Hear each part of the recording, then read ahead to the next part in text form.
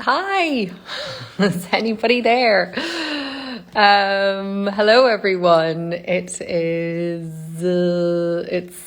Thursday. I apologize. I feel like I haven't slept properly in a few days. So if this is slightly, I don't know. Well, it's never that organized, but if it's maybe less organized than normal, then I apologize. But awesome book, Breasts and Eggs.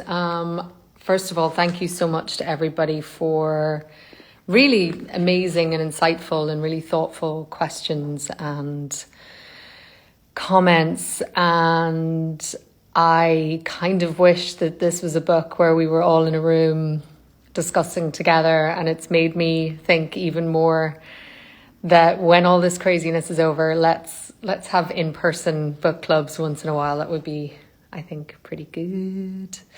So first of all, this was such a surprising book. I knew nothing about it, pretty much. Lots of people asked me why I chose it. I was working with this amazing Japanese hair and makeup artist, Wakana, a couple of months ago, and we were talking about books, and I was asking her about Japanese artists or writers, and she suggested this, and then I went into bookstore in London, and there it was, and I am a sucker for a good cover. This is definitely a good cover. And I like to discover new writers and new, I don't know, from places. I mean, I read quite a few Japanese authors, but never a female Japanese author before. So I was very happy to read this. And yeah, I think the things that struck me, the anger in it, the humor in it.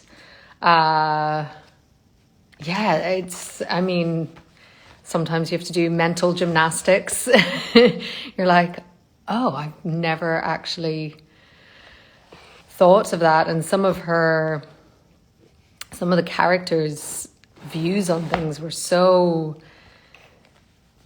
not extreme. Some of them were extreme, but like so passionately held and made me think of a lot of things in ways that I'd never thought before, whether I agreed with them or not. But so lots and lots of amazing questions, lots of long questions. So I have distilled some of them, and obviously quite a few of them are repetitive, not repetitive, but like lots of people have asked the same thing. So I've sort of collated some of those. I can't see what people are saying otherwise, or also. So none of us have slept well in the past couple of days. Good. So I'm not alone then. I think everybody's in this same crazy place together. Okay, so the first question, which I thought was really interesting, and not one that so I'll sort of, it is from Anna, Bia and Juliana, or Juliana, I don't know. But they had a couple of questions, but the one part that was sort of unique that I hadn't heard other people sort of discuss as much was about the language and the translation. And I did kind of think this as I was reading the book, and I wished that I could read it in Japanese, because, I often wonder about a translation, and often then you'll see a book that comes out like 15 or 20 years later, there'll be a brand new translation by somebody else, and everyone will be like, this is really what the author was trying to get across. And I think that it's such an amazing, we're so lucky as English speakers that so much literature is written in English and you get to read all of that. But when you read an author's work who writes in another language, it's such a loss, I think, that we don't get that original voice and the original thoughts, because, you know, no matter how well you understand a language, to be able to transpose someone's thoughts, such a difficult thing. I mean, we all know that, like when you're trying to explain to somebody exactly what you are trying to get across. And they had a question about the fact that it was two different translators. I guess the first part of the book was written or was translated by one guy, and the second part of the book was translated by another guy. And their question was also sort of about the fact that there's two male translators on what is arguably a very, very female-centric and feminist book. And, you know, I think we can't say that because you're a man, you aren't capable of doing this. I don't think that that's fair to say in any way or shape or means, but I do wonder, especially because it deals with feminine or female interior life and the different phases of development as a woman. I do wonder, I would be very curious to know what a translation by a female author would be like. And actually, there was one article that I had looked up, and I guess because the first part of the book was written as a novella back in 2008 or something like that, there was a woman, Louise Heel Kauai, who had translated an excerpt, and so they had written some of her lines and what the guys had written, and it was quite shocking, the difference, because she had also, I guess, put the Osaka dialect almost as Liverpudlian, I think it was, or Mancunian, and it was just this very different and very much looser and more free version of the language. And so I would be very curious if in a couple of years there's not another translation by somebody else, and I would be quite curious to read that. So that's a good question, ladies. Thank you. But so lots of people, I mean, there's so much in this book. I mean, you know, I think it's very strange in its structure, and lots of people were asking how I felt about that. And I think almost by accident, I had read the first almost about 5 pages before the end of the first book. And then I had put it down for a couple of days, and then I went back to it. And so I read it in a bit of a disjointed way. So it didn't bother me, you know, that kind of change in tone so much. But it was interesting how her internal life had changed so much. You know, I think, and the difference also of getting this very intense experience over a couple of days, which was so, not a couple of days, but really the bulk of the action takes over that kind of visit from Makiko and Midoriko. And then to go into this much sort of more expansive, especially in her internal, I suppose, in her confusion as well. It was just, you know, she was less sure of who she was at this other phase of her life. And it was, I don't know, I thought it was really interesting the way that she had done it, and very interesting that an author would take up that challenge to revisit work and like do this whole other kind of novel that sits on top of it in such an interesting way. Okay, so let's go to that. I get to a point where I'm like chatting, and then I'm like, and here I am talking to myself again. So this question is from Angsup7. I can't read my own writing. Page 271.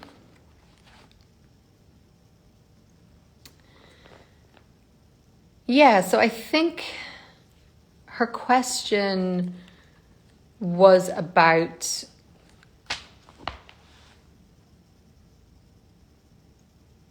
sorry, I'm reading my own writing for a second. I think her question was sort of about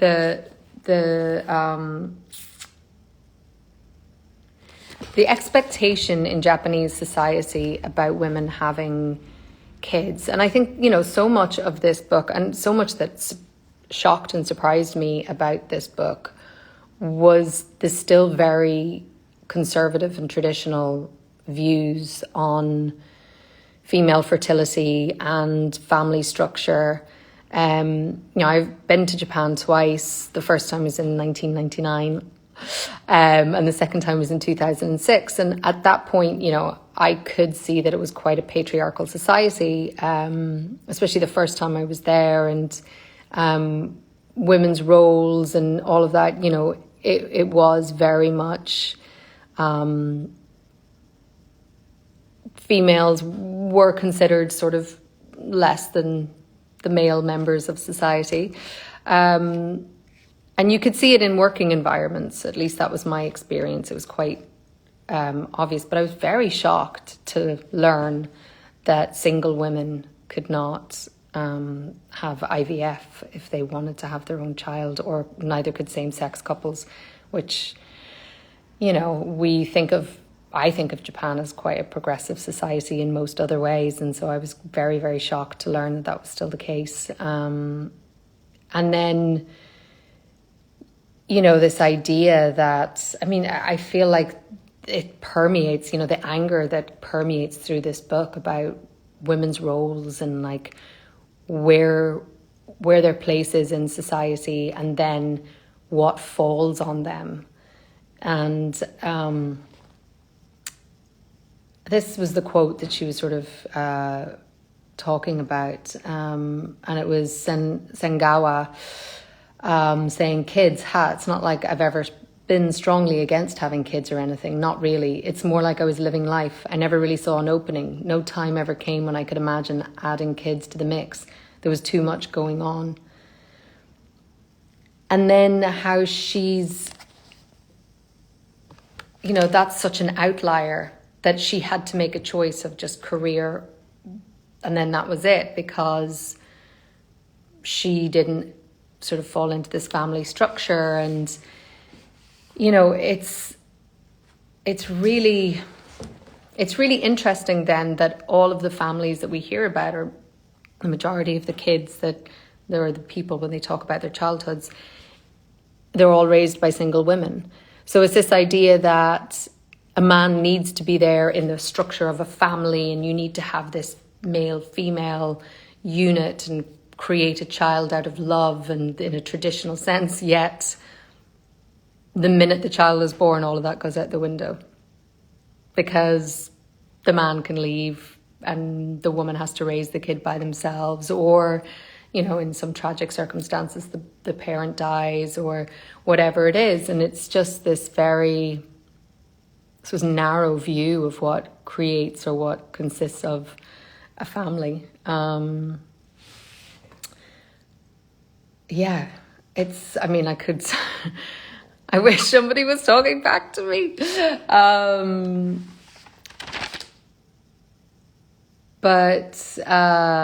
Okay, so we'll move on, because I know we're going to go back to all of that, because that's such a big part of the book, and it comes up again and again.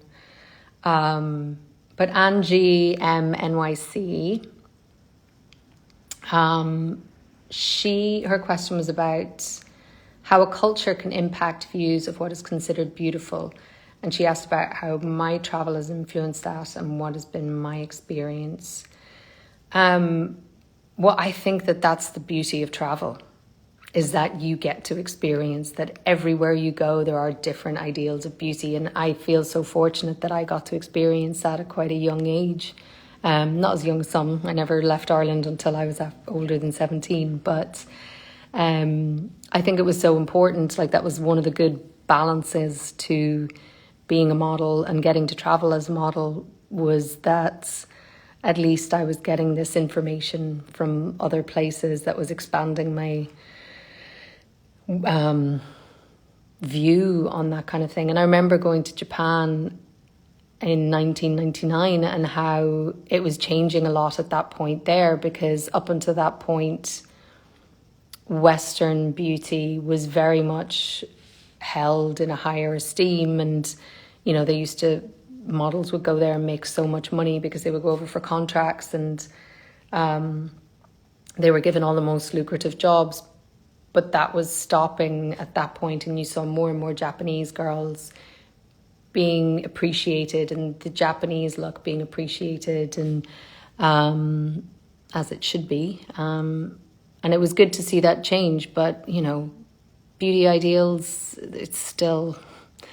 I mean, so much of this book as well is about these self-imposed or societal imposed ideals of what beauty should be. I mean, it's... I'll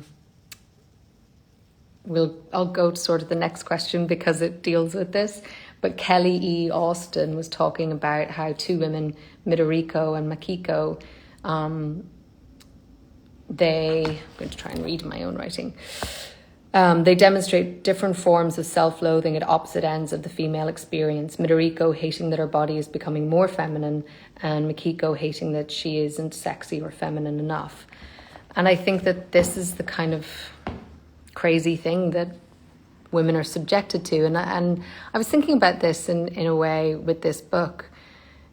You know, this ever-changing battle we seem to have with our own bodies and our own phases in life as women. And I remember reading, somebody bought me the autobiography of an author and journalist called Gail Sheehy. I don't know if anybody knows her. She is a New York journalist and writer, and she has all these different books about the phases of life of women. And it's very interesting. You know, we sort of, as do boys, go through this very kind of crazy time in your puberty, and your body's changing and you don't know what's going on. And, you know, I think it was so beautifully expressed with Midoriko how confusing and how scary that can be. And, you know, this sort of competition and competitiveness among young girls, but also the fear of like, oh, well, who's got their period, who hasn't got their period? Do you want to get your period? Is it scary to get your period? And then it just, you know, all of that, and your body changing and your hormones changing.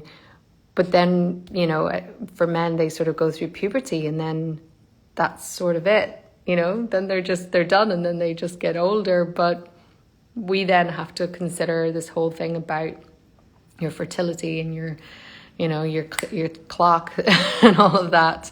And then, you know, all of that. And then it's like menopause. And then, you know, you've got all the aging stuff on top of that. And it's really such a shame that we don't, I don't know, educate ourselves more about that. I mean, I keep jumping around all these questions because somebody else asked, oh, this is also part of this. Fontes Gabby was sort of talking about the importance of sex education in schools, because I think in Brazil there's a lot of controversy happening right now where they're trying to, I don't take it out of schools. Is that what's happening? And you know, I went to an Irish, it wasn't a Catholic school, but it was predominantly Catholic. I didn't get any sex education at all at school.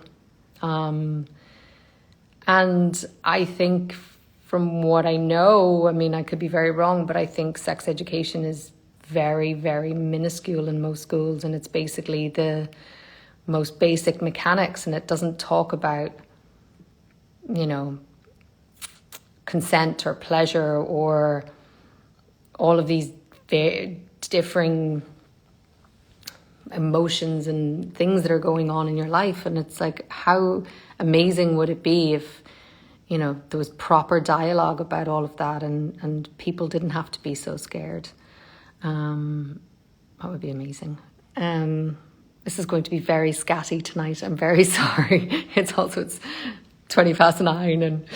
and yeah, I hope it's okay.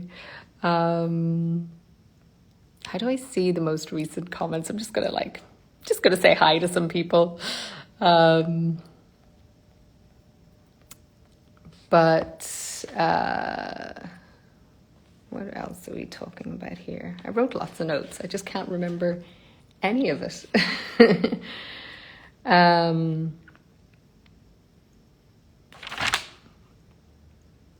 Okay. let's go to, this was a lot of people, by the way, I want to say a huge thank you, because a lot of people shared a lot of really lovely but also quite private and personal information about their experiences with many things that are reflected in this book. And I just want to thank people for their bravery and for their sharing. And I know it can't be easy. And, I hope that when we all collectively read together and share things like this, we all get to feel like we're part of this community. And in some ways, I hope that's a bit of a comfort to people too. But maybe Elizabeth, Bridget, 1591, I think this is probably the most shocking passage of the book for me, was Yuriko, when she's talking to Natsuke about her, questioning her why she wanted to have a child, and her just the pain with which she was speaking from was something that was really, really palpable and very hard to read, but also her adamance that, sorry, I'm not even drinking gin tonight. It's been a long week, so this is ginger kombucha. I apologize. I'm such a lightweight. I know there's many people who are going to be very disappointed in me. But the fact that she was so adamant about the selfishness of bringing a child into the world and exposing a being to the pain of life. And you have to think about, God, how hard her life must be for her to feel that and to have lost all hope. But then it also makes you think about, this idea of why we want children, and you look at the world and you look at like how the environment and so many things are so messed up and the world's so overpopulated, and you're like, oh wow, are we all just really selfish? But I think it's, anyway, I'm going to read a little bit about it because I think it's quite powerful and quite harsh. I think that's the thing, it was so, I don't know, it's so full on. It's, let me see if I can find my notes.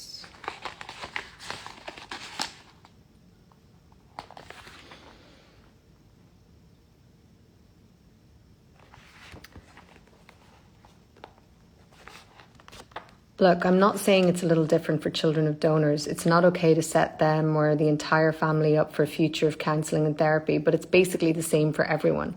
That's what it's like to be born. If you stop and think about it, that's all life ever is. Like I was saying, the way you do it doesn't matter. What I'm asking is, why do you want to bring a child into this world? What would possess you to do that? I was quiet. Let me guess, Yuriko said quietly. You think giving birth is some kind of miracle, the gift of life. I don't understand.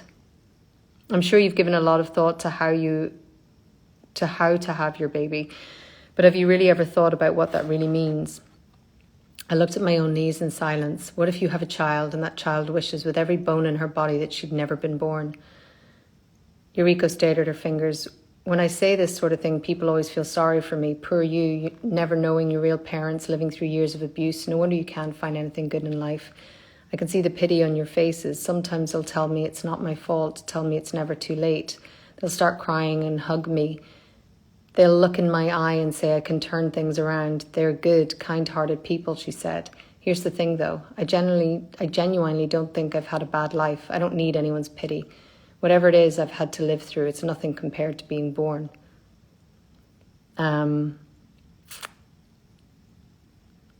It's like quite nihilistic, and I can't say that I agree with her at all, but yeah, it was quite shocking, this kind of manifesto about her thoughts on that stuff. But then, you know, I think part of the question some of the people who'd asked about this was, you know, whether they thought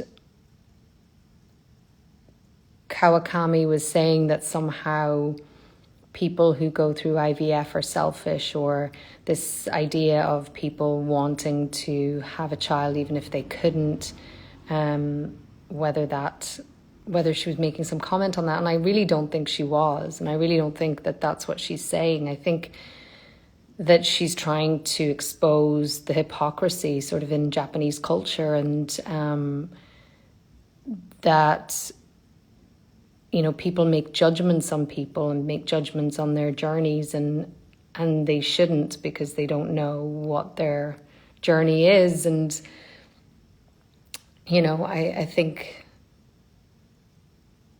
this idea that it then comes out later, and I think it's beautiful that Aizawa, you know, he starts off saying that he felt that he was just a part of a procedure, and that like one half of him didn't exist because of being part of a donor, but that he does come to the realization that through healing, actually what he was looking for was forgiveness and love, and being able to connect to his real father, who, even though he wasn't his biological father, he was his real father. And I think that it goes through such a harsh journey. I think it's sometimes hard to see that part at the end. And I think some people were like, wait, is this what she's sort of saying? But I don't think that that's what she meant at all. So 36 U's said that she read this in Japanese, and I am so jealous that you did. And actually, I would love to hear from somebody who's, I don't know, who can read both Japanese and English, if they even read different excerpts of the book and what they felt was the difference in experience of reading it in both. That would be really interesting to know.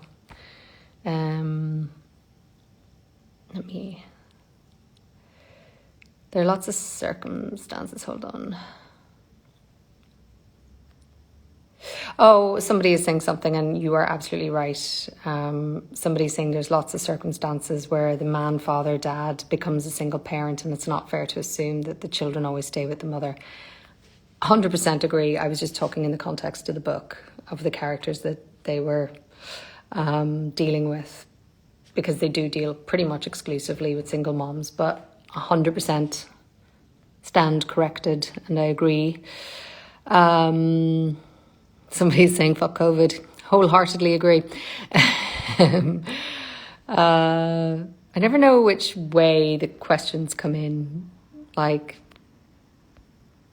somebody needs to give me a proper tutorial.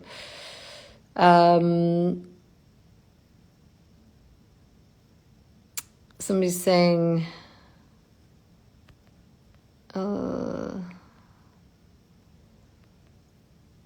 sorry.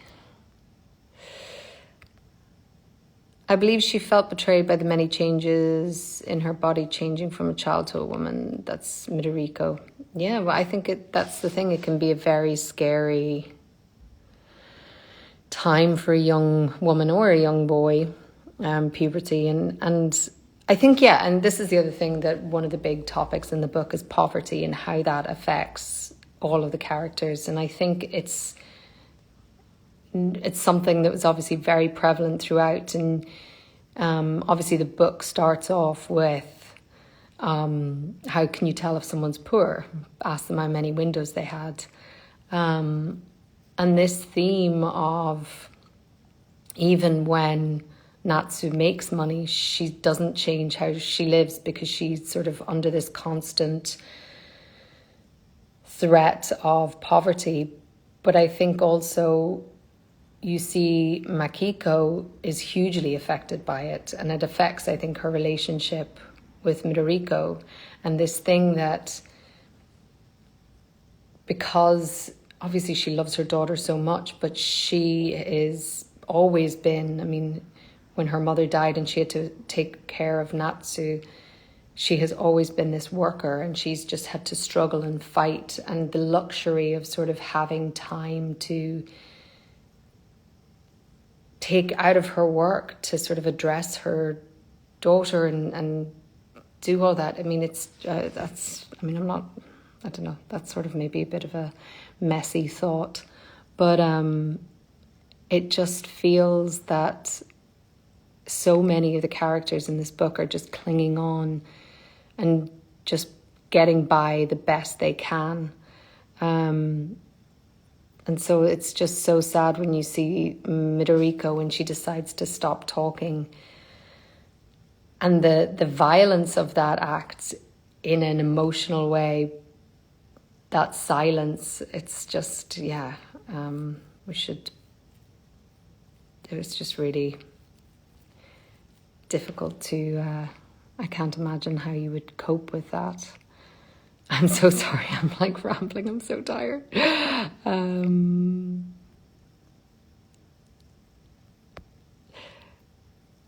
Let's see some other questions. If anyone has some.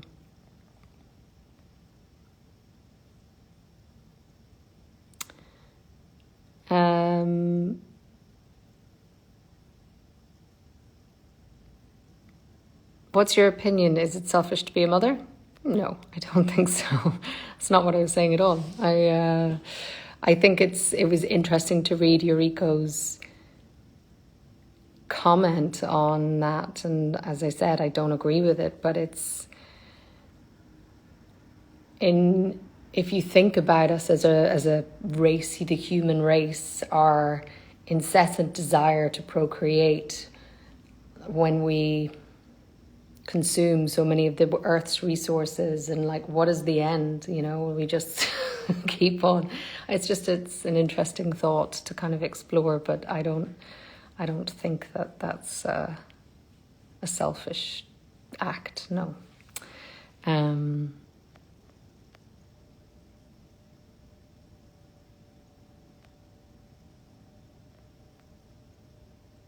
What's everyone else saying? All right. So also one of my favorite parts of the book, I loved this whole kind of, there was a beautiful scene with Natsu and Midoriko on the Ferris wheel. I also think that whole Yuriko part was also one of my favorite, just because it was so, for a writer to sort of go down that very dark path and for a character to just sort of commit so strongly to an idea that's not obviously quite popular, or I think, but anyway, I digress. I'm trying to, is that the wrong?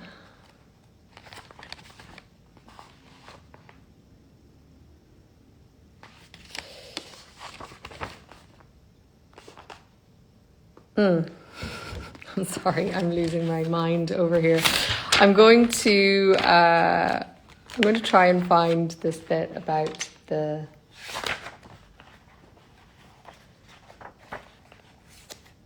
no.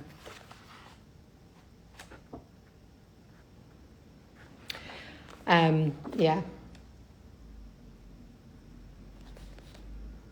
can't find it. Okay, I'm going to take 2 questions from online, and then I think I have to call it a night before I embarrass myself anymore.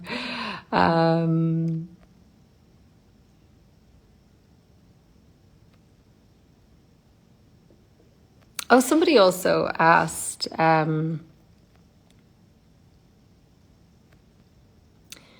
what is my view of Natsu's search for a suitable donor father? I mean, oh God, that scene was also so horrific when she meets, I can't remember his name, I want to say Nando, but again, I think it's just shocking that her options were so limited, and that this idea that if you were a single woman that you didn't have anywhere to go that was legal and safe and supportive. I think,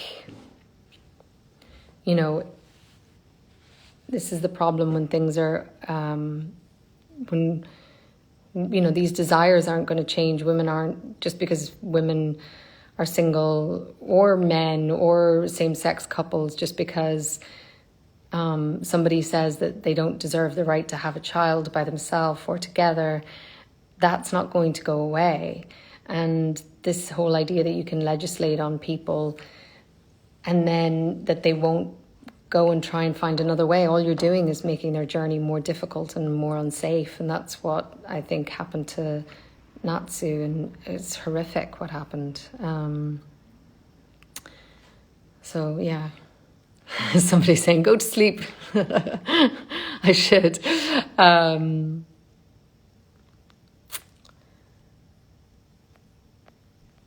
One more question, and hi everybody.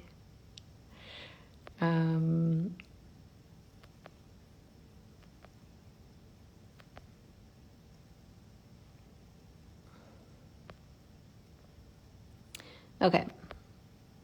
What are my thoughts on Midoriko's sections when she would write instead of speak, and the effects of that on the other? And on the reader. This is two of the things that I kept flicking, and I was like, why have I made a mark and all of that on these, and then I couldn't figure out which question it was related to.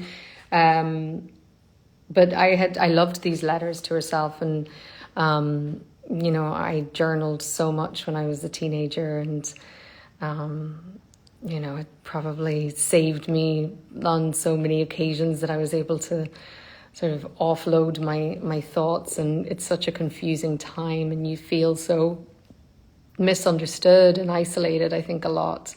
And so I loved that insight, especially when she's not given speech or she's not given any dialogue.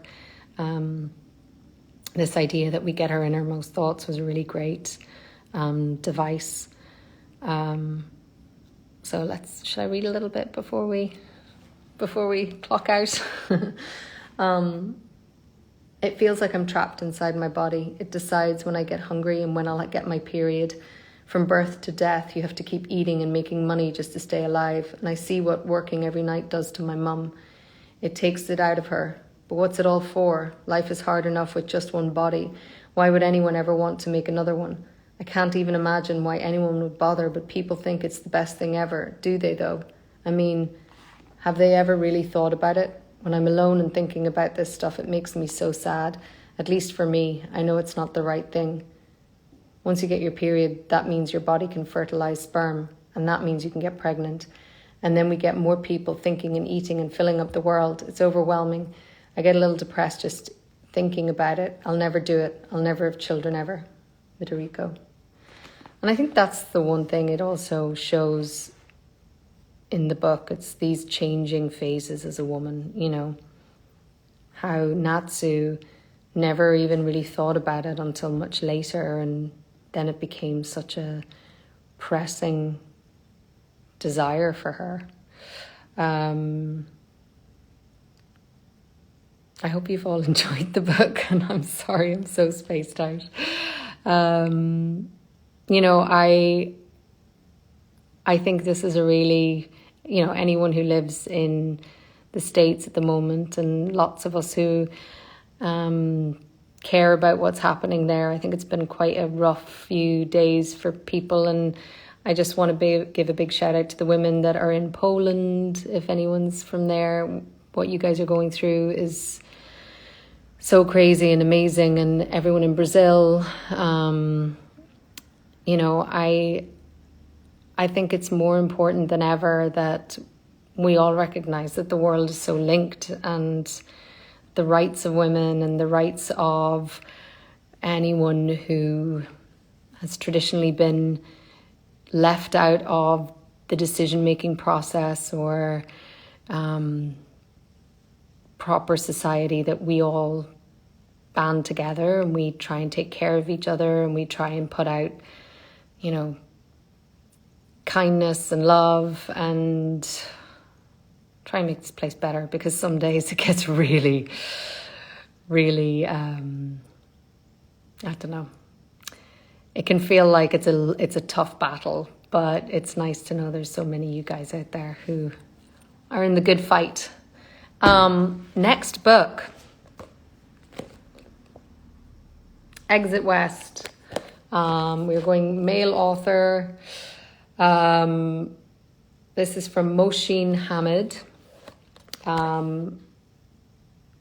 Again, I don't know that much about this book. I really should do more research, but I love not knowing about what I'm going to read. I hate, once I've read a book, I like to read some reviews and things, but I really like to be surprised. So I go often on the recommendation of bookstore owners, bookstore staff, or people who I know. And actually somebody on Instagram, on one of our other posts, recommended this book, and then I saw it in the bookstore, so I was like, let's do that one. So you guys, I apologize for my tiredness tonight and my sort of scattiness. It's always amazing, and I really appreciate the time that you guys give, and it's so lovely to sort of read something with a bunch of you, and write some more comments because I love reading those as well. All right, have a safe and lovely night, and take care of each other, take care of yourselves, and let's talk the first week of December. All right. Thank you so much. Bye. And I don't know how to turn it off. There we go.